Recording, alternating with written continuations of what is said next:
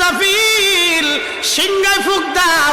আল্লাহর এই ফেরেশতা সিংহা হাতে নিয়ে মুখের কাছে নিয়ে আল্লাহর আরশে মুআল্লার দিকে তাকায় থাকে। একটা সেকেন্ডের জন্য এদিক আর ওদিক করে না।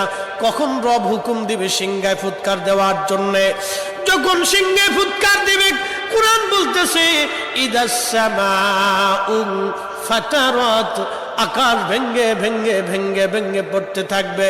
ওয়া ইদাল কাওয়াকিবু তাসারাত, সমগ্র নক্ষত্রগুলি ভেঙ্গে ভেঙ্গে ভেঙ্গে ভেঙ্গে পড়তে থাকবে। ওয়া ইদাল বিহারু ফুজ্জিরাত, সমুদ্রের তলদেশ উদ্দোলিত হয়ে যাবে। সমগ্র পানিগুলি পৃথিবীর উপরে আছাড় মারবে, আর ধুয়ে পারলে সব পৃথিবীবাসীকে নিয়ে যাওয়া হবে।